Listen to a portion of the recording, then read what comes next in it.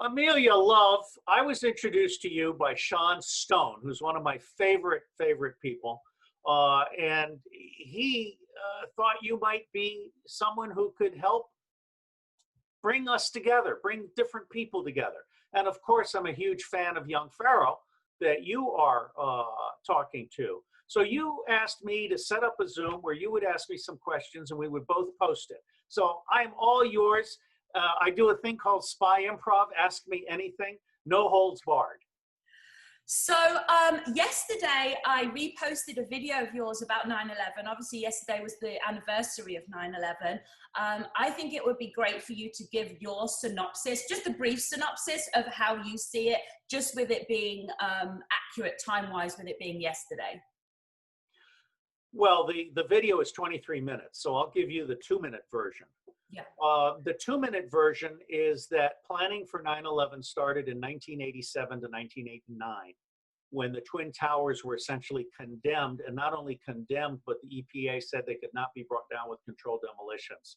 That made them an immediate $2 billion liability for the Port Authority of New York and New Jersey. It's very important to understand that the Port Authority of New York and New Jersey owned the Twin Towers until July of the year in which they were brought down. Now, what my video does is it shows very, very clearly how the Zionists, including Larry Silverstein and Maurice Greenberg by name, and Arnon Milchan, who is the theatrical producer for the planes allegedly flying in, and Dick Cheney and Benjamin Netanyahu all came together by 1990 to plan 9/11 a decade in advance. And in fact, Netanyahu, in his book on defeating terrorism, actually in the mid-1990s talks about how the Muslims will put a nuclear bomb into the Twin Towers. Blame it on the Muslims, okay? So I think my video at YouTube, and it's also backed up at BitChute, does a good job of naming names. Now, the other thing that's very unusual about this video, no one else has done this, is I tied it to the John F. Kennedy assassination, and particularly to Yitzhak Rabin and Arnon Milchan, who were the Zionist witnesses at the Kennedy assassination in Dallas.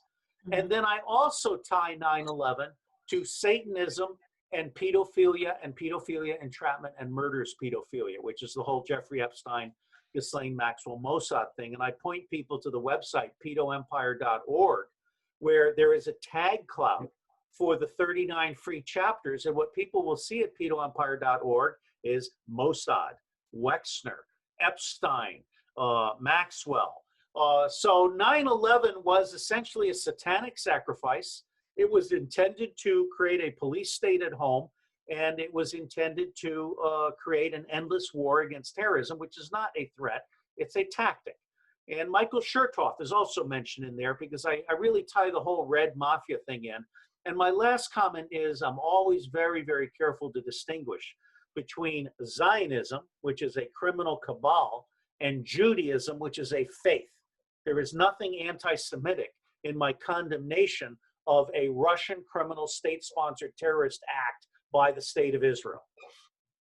Wow. I mean, it's amazing, you know, because it's like people are still talking about, like, you know, whether it was not real. And what you're saying is like this has like been planned for so long. And on the spiritual aspect as well, like the amount of sacrifice that took place that day, the amount of loosh that was released into, you know, the demonic people. Like it's just shocking. You know what I mean? It's shocking. Yes, and it's not just the 3,000 that were murdered. You also have another 100,000 people that have gotten cancer or have otherwise been brutalized, our firefighters, our policemen, our first responders. And the families. Amelia, I am told that Evelyn and Lynn Rothschild took a suite at a hotel overlooking the Twin Towers to watch the show. Oh, this is the thing. I just can't wait. We're getting them out though. You know, this is, we're in the process now. I feel like, I'm very psychic and I get like these sort of visions.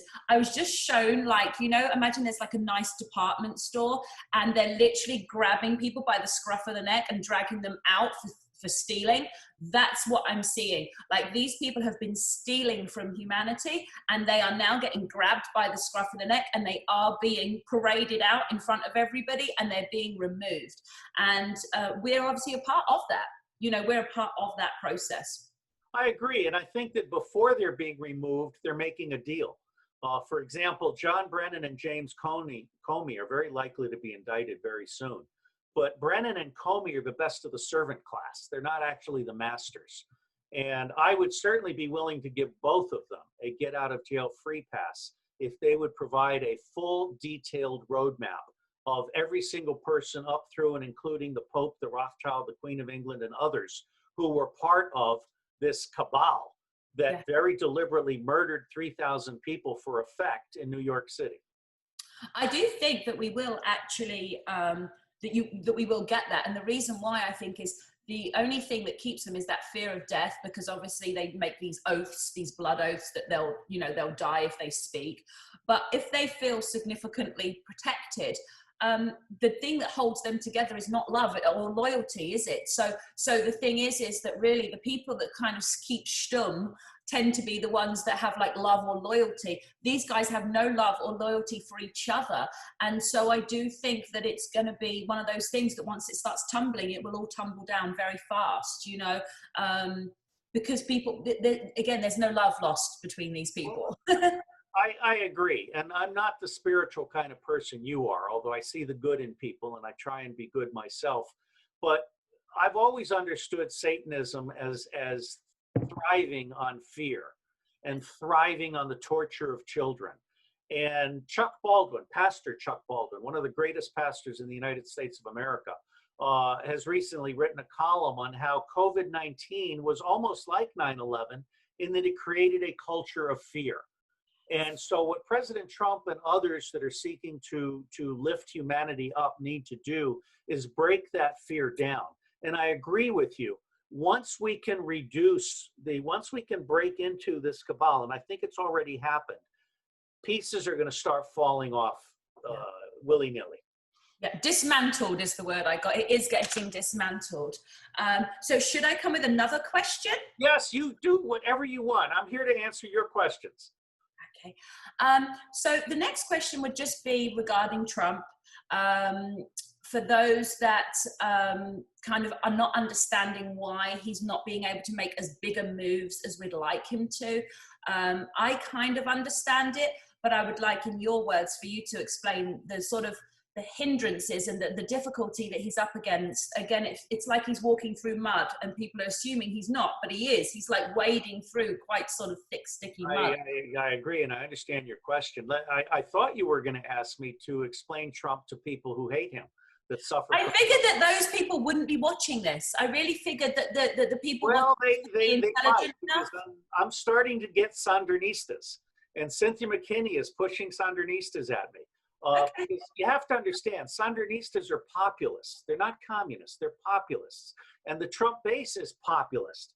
And it's not fascist. It's populist. Okay? So there are some possibilities here. Well, let me just first say that for people who are interested in Trump, I've reviewed over 15 books about Trump, about Jared Kushner, about the White House, and so forth. And if they go to phi-beta-iota.net and they just type in review Trump, they'll get to books where I summarize the books and try and discuss that.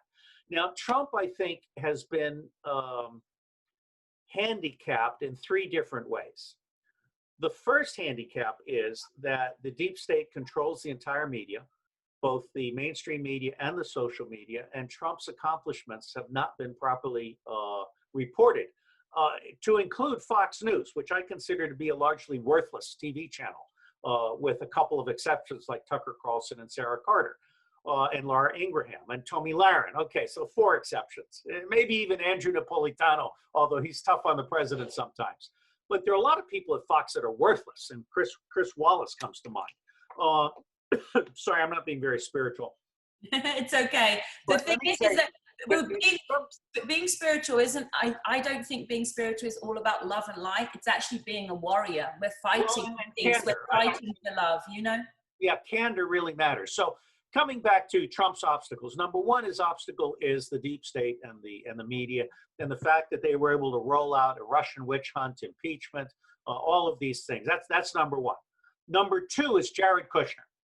Jared Kushner destroyed Chris Christie's transition plan in 12 volumes, and Chris Christie had 4,000 people ready to completely eliminate the 4,000 Obama appointees. And because of Kushner's personal bias against Christie for putting his father into jail, Kushner cut the president off at the kneecaps, in my opinion. Okay. The third problem Trump, I think, has had is that there is just so much to do. I mean, we're coming off centuries of evil. Yes. And Trump has been almost carrying the country on his own. Pence is not a help. In fact, Pence is part of the problem.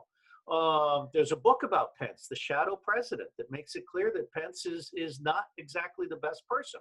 But Pence is important to Trump because of the Christian evangelicals that the Zionists control. All right. So I think the other thing is one of timing. I believe the president has an exquisite sense of timing. And I really urge people to read my review of Matt Taibbi's book, Hate Inc., because the great reveal that Taibbi does is that Trump is playing all of us with the WrestleMania playbook. Okay, it's almost like Trump is almost like a white rapper. Okay? WrestleMania tweets. Okay, I mean, he and Ice Cube could really do something special, or he and Young Pharaoh. I would love to see those guys meet. Oh, that's my goal, is to get Pharaoh and Trump together. I think it would be fantastic. That is the goal. It would be fantastic, and I have to give a shout out to Ice Cube, who's the only person around that has a contract with Black America that is one of the most sensible, coherent, valuable documents I have seen in my lifetime. Ice Cube, with AIDS, obviously, has put together something that gives me goosebumps that the president has to understand exists. And I'm not happy with Trump's Black outreach effort, because it's not authentic, and it's not reaching the real Black leaders, and it's not reaching the real Black communities. But the bottom line for me is this election is going to be won or lost in the 30 days prior to Election Day. I was expecting Trump to come out with some boom, boom, booms in early September, but there is a report. I have a source in the DNC called codename Deep Anus. You'll remember Deep Throat, okay? So I have Deep Anus, and Deep Anus is telling me that Joe Biden is going to step down before the 16th of September. I don't know if that's true or not. Obviously, the 16th is right around the corner. But I think that because of that, and because Bob Corker might come over from Tennessee, the white guy, never Trumper, I think the president may be waiting until he sees the final slate before starting to roll stuff out. And so for me, 21 September is when I think Trump will start to roll out things like the quantum financial system, the debt jubilee, at least for students and the elderly, the end of the income tax to be replaced by a transaction tax. I mean, the being the incumbent president is a tremendous opportunity to basically take initiatives. And I would like to see Trump. I'm disappointed that Trump has not been willing to do #Unrig. And this is what Dr. Cynthia McKinney and I have published. And it's about election reform. And the reason that's important is because it would bring the Sandinistas, the Libertarians, and the Independents to Trump's side. The deal is simple. You know, Trump's all about make the deal. Okay, so here's the deal. We give you electoral reform so the Congress will be proportionally representative, with no party having control of Congress. And so you'll have Libertarians and Greens and others, and you'll have a lot of Blacks. You'll have a lot more Blacks, only they'll be authentic Blacks, not Blacks funded by the Zionists. Okay? And then if he introduces electoral reform, they get Congress, the president gets the mother of all landslides. I think he's still going to get a landslide. And I feel confident. I feel very confident that he is going to win. But I do feel that on a spiritual level that we are playing our parts in it. And obviously, when we do the role reversal and you're asking me questions, I'll tell you a little bit more about what me and Pharaoh have up our sleeve. But we have am I doing that today? I can do that. I figured we'd just do both. We could just do both. It would be quite fun, you know. And then I can let you know a little bit about what we have up our sleeve as well. Well, then I'll start with my first question. Amelia Love, you know so many people and so much. If you had a minute with President Trump, what would you emphasize? I would literally, the first thing I would do is I'd be like, Trump, I need you to speak with him. And I would dial young Pharaoh and put him on the phone. That's all I would do. I would use the minute for him to speak with Pharaoh. That's what I would do. Simple. Brilliant answer. You know, I'm told that Trump is a very transactional, pragmatic president. Jack Welch came out of a meeting with Trump saying this guy is amazing. He's a businessman. He gets it. He's like no other politician. This is a peer. Jack Welch, Neutron Jack from GE, called Donald Trump a peer. Okay, that's huge respect. And by the way, the president doesn't do emails. He's very much of a phone guy. The opposite of you. Well, you know, for me, emails are send and forget. So no, I like it. I just think it's funny. Like, you know what I mean? If he doesn't do email, he just does phone. And you're like, I don't do phone. I like email. Emails are a legal record, among other things. Say that again? Emails are a legal record, among other things. So here's another question. How did you meet Young Pharaoh? So basically, I kind of need to give a little bit of background, I guess, to sort of how it all comes together. So basically, I work as a spiritual coach. I help women to heal. And I have my Instagram, and that's where most of my clients, or all of my clients, come through my Instagram. And I kind of want to give a little bit of background so it sort of makes sense. In the early 2000s, I was very ill and was in bed for 3 years. And during that time, I read 1,000 books because I couldn't move. Like, I was ill, I was sick. So I read because they had this big brain that wanted to do something. So Did you by chance publish a list or reviews? No, I literally was just doing it because I was trying to heal myself and I wanted to learn. So I read everything about religion and spirituality and herbs and everything from whirling dervishes and Reiki and all sorts of everything. Reiki impresses me. I was healed by a Reiki person when I had a nerve that was, I couldn't walk. And in just 2 minutes, boom, it was like it wasn't there. That was a very powerful person. I would love to be introduced to that person. That's a particularly powerful It made a believer person. out of me. Mm-hmm. And so I did all this study and it gave me this good foundation. And then in 2007, I got better. Then in 2009, I had an emotional experience, like a romantic experience, that made me realize that there was something within me that actually was self-sabotaging, that wasn't for my best good. And so I decided I wanted to learn what it was, where it came from, and how to get rid of it. So I went on this journey for another 2 years, did 20,000 hours of study. And basically, this is where I learned all about the darkness and the conspiracy and the Illuminati and the cabal and the deep state, and but all from a very spiritual perspective. That's why I have great revere for your political knowledge, because that's not where mine came from. Mine was more on studying the dark. Studied the dark, got all the way to the end where I found out, you know, about the baby sacrifices and how bad it is. Then turned around and went all the way to the light, to the full end. And by 2011, I'd reached what's called enlightenment, which is where basically my ego, this negative self-sabotaging thing, had been put to sleep. And so it no longer affected my life. So what that meant was that I now had this amazing connection with God, where I could literally hear guidance and became very much in alignment and very happy permanently, but also just in alignment and receiving guidance. So now we go to just a few months ago, COVID comes in. I've obviously been teaching all about spirituality and like reaching inner peace and things on my Instagram. COVID happens and suddenly everyone's looking to me because no one knows what's going on.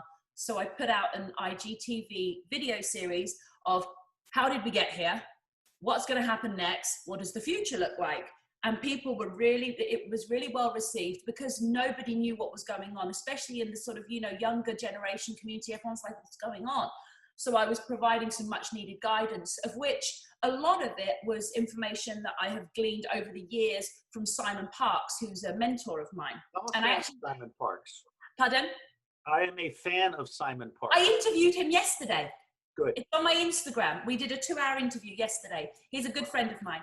So what happened was, so COVID happens. I'm starting to guide people. I'm now using all of my conspiracy knowledge out of nowhere. Like, people are like, whoa, she's gone from being love and light and la la la to suddenly like, hey, we got to fix this, blah, blah, blah, blah, blah. Then the race war was incited. The whole thing came in. And I was very clearly told, again, by God or by my angels, however you want to describe it, that I needed to find the Black voice. That's what I was told. And that I was thinking it was the female, and I was looking for the female. And then I saw Pharaoh just randomly on somebody's Instagram page. I just came across him and I heard, that's him. So straight away I was told what to send him, the message to send him. And I used to be in the music industry. I was a rapper. So I can talk the talk. Like, I'm more comfortable talking with like young rappers than I am with somebody who's as educated as yourself. You know, that's my kind of comfort zone. And so I knew exactly what to say. Even though he had all these huge amounts of followers, my message got through, got his attention. We got on the phone and we did a live that day. And we built this really fast friendship ever since. And he says that what he loves about me is I get things done and I cut through. So I don't like do all this talk. I just like get from here to where it needs to be. And I'm able to help. I introduced him to Sean Stone, and David Rodriguez and him are now friends. And I did a round table with him, Simon Parks, and Montaga and Laura Eisenhower. So Laura Eisenhower is a wonderful human being. She really is. In fact, they're creating a monument to her great grandfather. Beautiful. Eisenhower. Yeah, I don't know when it's going to be unveiled, but Laura is a very special person. So you asked me a question. Yes. So what I'm thinking is, moving forward, I know you have your Unrig sort of thing that people should study. Could you explain maybe, again, like a synopsis of it? I know you've already said that it's about sort of taking all the different the different political parties together, but maybe a little bit more on that, because let's hope that somebody that's able to get this information to Trump is able to see this video, because God works in mysterious ways. Yeah, no, let me say, I mean, frankly, I just want to have Trump take over Unrig and then be done with it. Okay, now here is a video that shows how little of the public is Republican or Democratic. And so Trump is leaving 70% of the voters on the table. And so the whole point here is for the president to be attractive to people who are not Democrats and not Republicans. And the way he does that is with election reform. And now I'm not going to belabor all of the details, but what you have here is a very clear list. And I have to emphasize, I'm an integrator. I've taken ideas from thousands of people, but they include things like instant runoff and paper ballots counted publicly on site. And the bottom line here is #Unrig is about giving Americans a government that is honest and that cannot be bought. Now, what I would like to do for Trump is create an open source agency that basically rewrites history and reinvents education, reinvents intelligence, and reinvents research, so that all of the dollars that we're putting into mind work are put toward peace and prosperity, not toward war and theft, which is where we're at now. And that's what I think is so amazing, is that that's so spiritual. You know what I mean? Well, I don't know. You know, I'd like to kill it. It really is. Way, but you see how it's all the same goal. That's what I love, and that's why I was asking for guidance before we got on this interview. And what I heard was just that it's amazing that someone who's teaching enlightenment is at the same time, you know, speaking to someone who's an ex-spy with all this political background and knowledge. But it's because we're on the same side and we're fighting for exactly the same thing, which is peace and prosperity for all. Well, I mean, it's funny you mention that, because when I was a young Marine in San Diego, Marine Corps Recruit Depot, San Diego, I couldn't get a date with a decent woman with a brain, because they all looked at me and they saw my short haircut and my fit body, and in their brain I could see it tattooed on their forehead, baby killer. Okay. It's a horrible thing. Most people in the military, most people in CIA and other intelligence agencies are good people trapped in a bad system. What makes me somewhat unique is that I became the top reviewer for nonfiction with over 2,000 reviews posted across 98 categories. And I'm seeking to reform intelligence and to place it in the service of the public rather than the deep state. So I may not be your spiritual gaga person, but I was well received at the Disclosure Conference. I did have a slide on the chakras, and from where I sit, my intentions are pure. Absolutely. And that's what this is about, though, is that, like I said, I had a bit of this knowledge from when I studied the dark. I found out about the cabal and the deep state. So it really is like the two things come together. Something you just said then reminded me of something that Simon Parkes had said, though, which is that the military industrial complex does include so many good men and so many good people, because, and I actually said, well, I think it's because, people that have that protector gene, it's one of the jobs they choose. And so right now, the reason why we are finding ourselves in the good position of overthrowing the darkness is because the people with the protector gene, the protector instinct, were not corrupted, because they couldn't be corrupted. How can someone that took the job because they want to protect their family and their country be then turned into a weapon against them?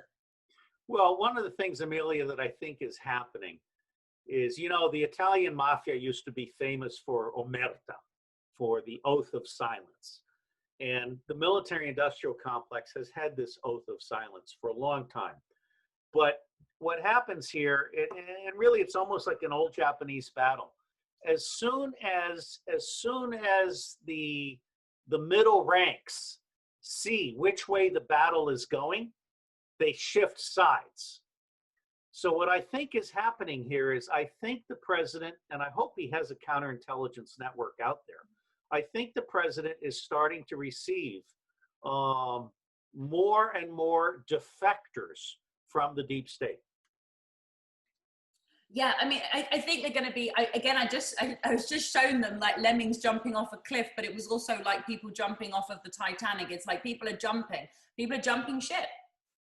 And because it's not a good ship it's not a good ship to be on anymore. It was the ship.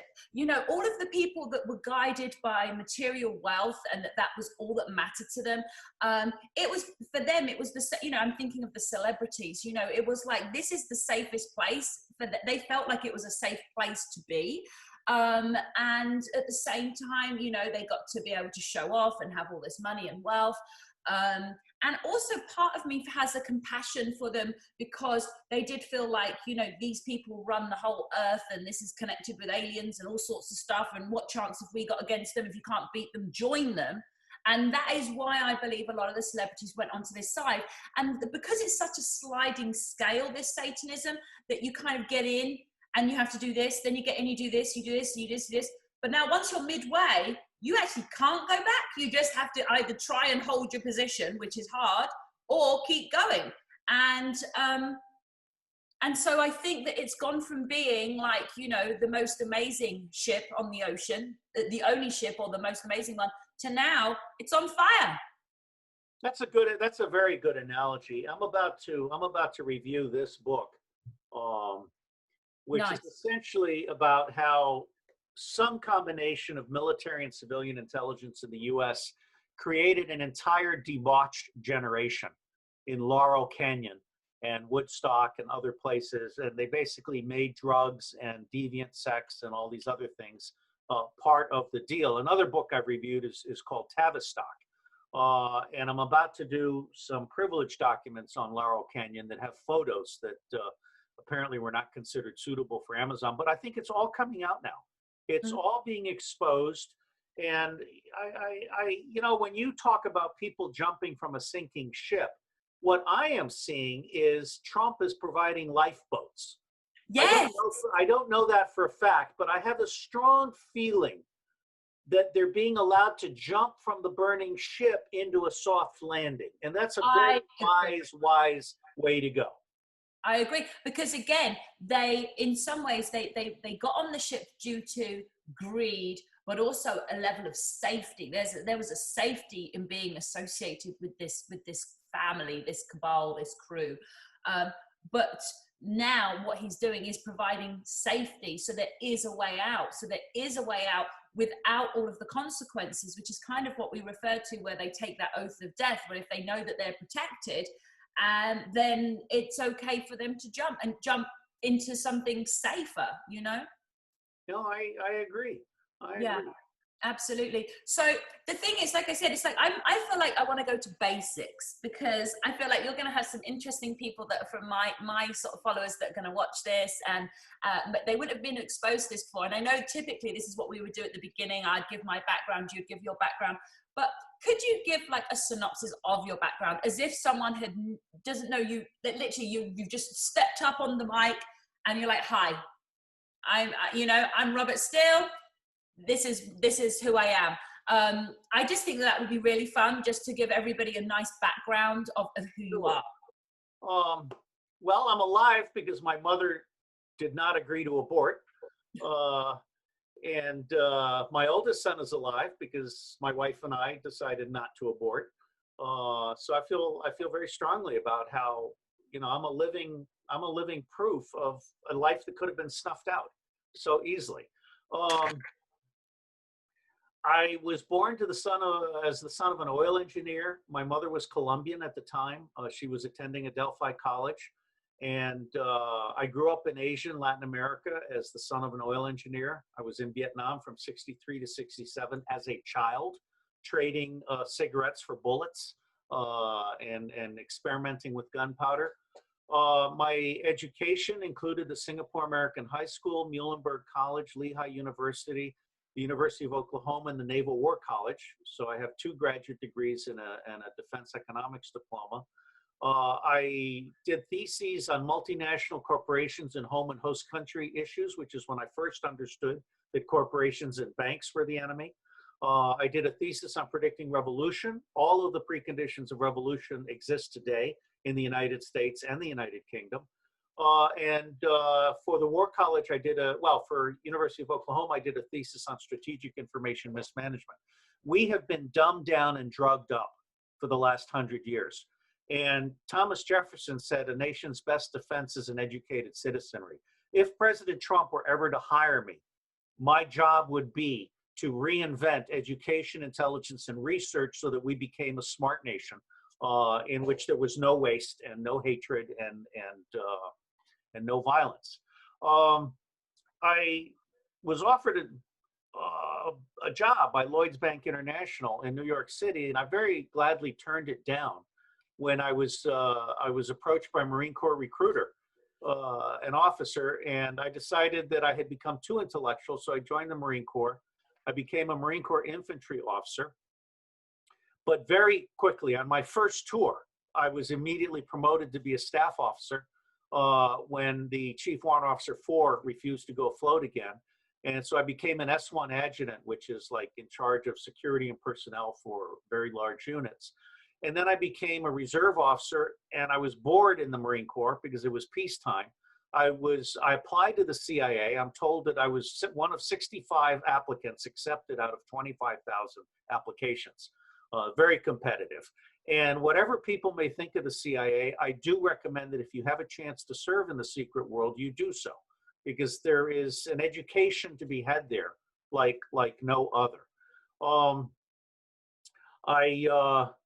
I left the CIA after 3 back-to-back tours overseas and 3 Washington tours in counterintelligence, artificial intelligence, and overhead satellite operations to create the Marine Corps intelligence activity. And that's when I discovered that spies don't know shit. Basically, spies don't know anything about most of the world. They don't pay attention to Burundi and Haiti and Somalia and so forth. So I invented the modern open source intelligence discipline, although people like Jan Herring had done some really great stuff in the 60s and 70s.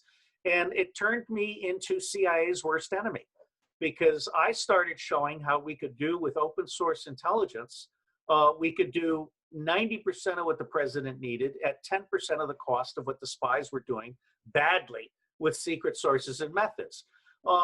It led to a 20-year wandering in the wilderness. CIA basically has tried to kill my program every single year for 30 years now, and they've succeeded. But I've kept going, and I migrated from open source intelligence to open source everything engineering. So when President Trump is ready to reinvent America, I can do it for 20% of the cost, because the Western model is very full of lawyers and proprietary information and 50% waste and so forth. If you do open source everything engineering, for example, you can build a John Deere tractor for $25,000 instead of $250,000, which Wow. means you can give more people tractors. And then you can start exporting them to Africa and Asia, where they become competitive with mules and oxen. All right. Somewhere along there, I got married. I had 3 children, all of whom are launched now. Only one of whom is in the world of secrecy. And I accidentally got into reading. When I published my first 2 books, I had 350 annotated bibliographies. I pushed them up on Amazon on the 4th of April, 2004, something, whenever Amazon started reviews. I was instantly a top 1,500 reviewer, and I got hooked. And over time, I became Amazon reviewer #1 for nonfiction and Amazon reviewer number 25 overall in the world. But I withdrew all of my reviews from Amazon when they started censoring books and reviewers and individual reviews. So all my reviews now are available at phibetaiota.net. Other than that, I would end by saying I'm short, fat, bald, and ugly, and cranky.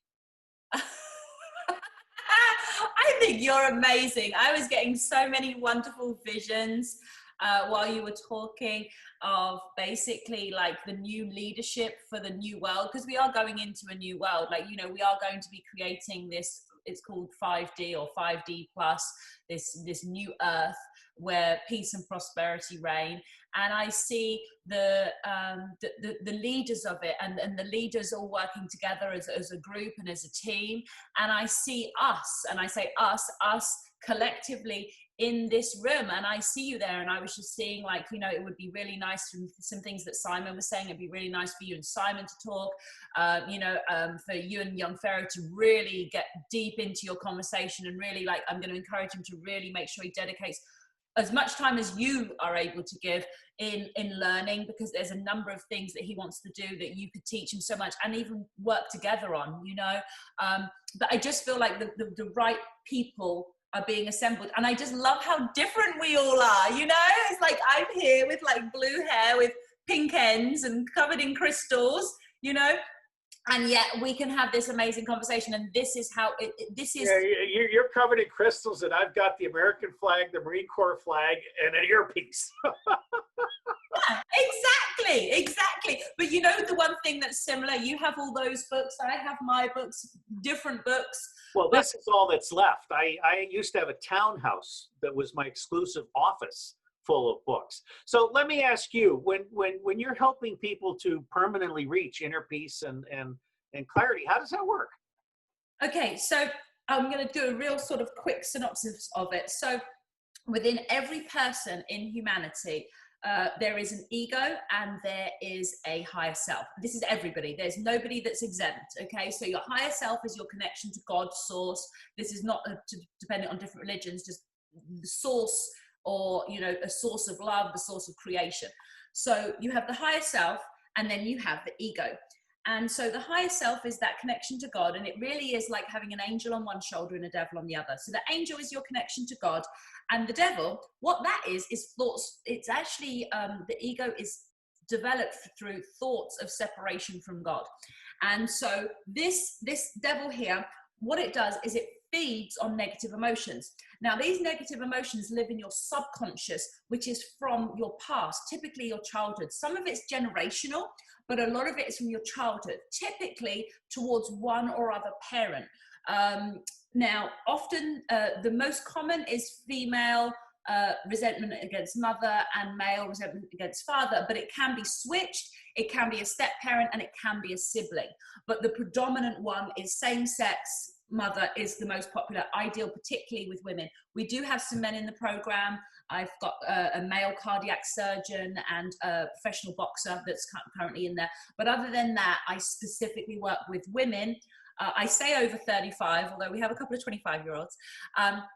And my clients are very high-performing women, you know, cardiac surgeons, coaches. They're actually happiness coaches, health coaches, mindset coaches. But they come to me because I can do that last 10% of healing that they can't find anywhere else. I'm the one that you go to once you've done everything, once you've been on every course and been to every retreat and spoken to every spiritual guru, and you're like, yeah, but I'm still not there. That's when they come to me. So the way I work is through, with one of my coaches, we actually go through and we clear out that childhood trauma and we actually heal it. And so now this ego, the ego's sole goal is actually suicide. So it's trying to get you to destroy yourself, whether it's through alcohol or bad decisions or, you know, sex with the wrong people, whatever. That's what the ego is trying to do. It's trying to destroy you. It's a self-destructive force, ultimate goal, suicide. So in which case what happens is once we remove its food, it actually gets drowsy and starts to fall asleep. And I then at this point describe it like being in a boxing ring. And before you do this work, you have quite a serious opponent. Your ego is a serious opponent because your ego actually has the same IQ as you. It knows everything about you. It knows everything you've ever experienced. It knows all your weaknesses, all your faults, and all of your fears. So what happens is when you have, you know, most of humanity is living in a boxing ring with them and their ego, and it's a constant battle. And that's why people say things like, oh, I'm indecisive, or, oh, I feel torn, oh, you know, sometimes I do things, or why do I do that sometimes? Why do I think that sometimes? Blah, blah, blah. It's because there's two voices in there. There's two people in there. What happens is when you actually remove its food, it's like injecting some anesthesia, you know, an anesthetic into this opponent. So it kind of gets drowsy and sleepy. And eventually it gets to where mine is literally in the corner drooling. Like, you can't kill it, but you can put it in the corner. And when you've not heard from it for some time, it's very easy to, if it does wake up, it wakes up if you're tired, sick, or hungry. If it wakes up, then it's easy to recognize it and not allow it to take back control of your life. So in short, all of humanity is in this living in a battle, but the battle can be stopped. You can step out of the battle and make this inner enemy into something that's kind of docile and able for you to then have complete control over your mind, your actions. You're able to identify it when it's trying to take you off course. And finally, the other way I'd describe it is like two GPSs. One GPS is trying to take you towards peace and prosperity, happiness and love. And one is trying to take you towards self-destruction. And at the moment, all of humanity has the two GPSs playing at once, except the ego's louder. So what happens is, what we do by doing this deep inner healing work is we turn down the volume of the negative GPS, which then means that the quiet, gentle, correct GPS is now able to be heard. And it's that same voice that I heard the day when I was told that I needed to find young Pharaoh. You know, I like that. And as you were speaking, I was thinking to myself that at a larger scale, it's the war between Satanism and the Dark angels. Dark and light, good and evil. I don't, for my audience, I normally do 30-minute videos, but in your case, we're doing an hour. So do you want to do one more question each, or how would you like to proceed? Sure. Yeah, let me actually ask for guidance on this question, if that's okay. I just want to. Okay. If you could have played any role in history, who would you have played? You know, it's funny because my immediate first instinct was to think about who should I have killed 300 years ago. Okay, no, that works. I will tell you that I don't believe the United States won the War of Independence against England. I think that was theatrics. And I believe that Freemasons on the British side and Freemasons on the American side basically invented the concept of America as a covert colony. And there's some really good stuff that's come out recently on how the founding fathers, many of them were actually smugglers who were angry because the British were not taxing the Americans enough, so their smuggling wasn't paying off. Okay, the degree to which we've been lied to has been quite spectacular. I think at the end of the day, the question that I want to answer is, who would I like to be today and going forward? And I think the answer to that question is, I would like to be the person that reinvents education, intelligence, and research so as to make it impossible for we the people to ever make a bad decision. I love that. I love that. And I always feel like it's something me and you can talk about in off camera as well. And that is that I have an inner circle of graduates, and a group of them are actually working, we call them the A plus team, and they are working on a plan to reinvent the education system. I have an education coach, a coach that teaches principals and teachers. I have a girl that's on the board in Canada, just some really amazing women. And I just feel that that again is how the pieces of this puzzle are starting to come together. So they're focusing on the children, obviously. Just like, it's fascinating to me how this is all coming together, because obviously when they have finished their proposal, which is something that they're working on, I would obviously love to send it to you, and then, like, you know, maybe have you as a guest talking with them, because this is the thing, we're going to need all of these replacements, and if not us, then who? I agree. And as you were speaking, I was thinking to myself, one of the things that needs to change about education is it cannot be top-down, state-defined, and it cannot be limited to schools. Education really has to be about your entire environment. It has to be a one-income family with a stay-at-home parent, whether it's male or female or part-time or whatever. It has to be the media not telling lies. It has to be science not being bribed by big pharma to create vaccines that kill and mutate. And it has to be government that makes evidence-based decisions, not decisions that are paid for. Well, let's wrap up with a final question from me to you. How do you see the future developing? And let's end on a happy note. Yes, absolutely. So I believe we are right in the middle of creating a new earth right now, that all of the strategic leaders are being connected, and people are watching that take place right now. I will do a little leak that Young Pharaoh is going to be doing something massive on October 17th in Washington. And I would love you to talk further about that as well, on the security and things like that. I will support him in any way that he asks. Mm-hmm. That would be wonderful. And so what I see is that, you know, again, our knowledge just all coming together. Like, again, Simon Parkes is kind of like the middle of me and you, isn't he? He's like, you know what I mean? He kind of, it's like, but like getting that, getting, like, you know, the new technology in for the healing. You know, the one thing that really sort of connects a lot of the people I work with together is we all want to have healing centers, hospitals, healing. And so, you know, the production of these healing centers that can obviously heal the most hurt individuals, which are obviously these children that have been in the underground bunkers that have been exposed to satanic ritual abuse.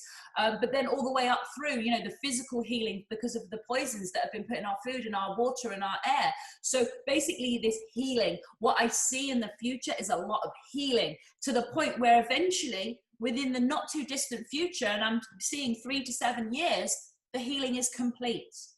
And we are healed, and we are a healed planet, and that we no longer need to look back at this past, which most of it was, as you've just said, written as fiction. Like, it wasn't reported correctly. So we just wiped the slate clean. And, you know, and then we raise children and grandchildren that never have to even concern themselves with what we had to go through. It will just be the forgotten world, you know? Yeah, well, I do want them to remember the lessons of history. I mean, one of the ways where America has gone wrong is we stopped teaching civics 20 or 30 years ago, and that was by design. So people can find me at robertdavidsteele.com. Where can people connect with you? So my Instagram is a great place to find me. My Instagram is Amelia Happiness Guru. I do have a website, which is howtobehappy.com, but it's spelt with a letter B, not B-E, it's just howtobehappy.com, and also amelialoveworld.com, where you can find testimonials from a lot of my clients. I'm super active on Instagram though, so all of my latest testimonials go up on there.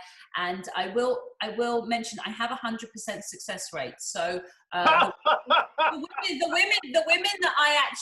women that I approve to go into my program, they do always come out much improved, which well, that's good. I mean, I'm on record as saying that I think the world should be run by women. There's a book that I read that really had a deep impact on me. The part of the title was Moral Compass, but the point that the book made was that men tend to be brought up as rigid black and white thinkers, and women tend to be brought up as situational, ethical, adjustable people. They do nuances. Men don't do nuances. And I've often thought that if I were creating a new intelligence enterprise, I'd put the men on the street and the women would be in charge and would be the holistic analysts bringing together everything. I love that you're talking about healing. Let's end on that note. And of course, I look forward to seeing what else the future brings for all of us. Absolutely, absolutely. Lots of love. It's been a pleasure. Thank you for having me on. God bless you, Amelia. Bye-bye. Bye-bye.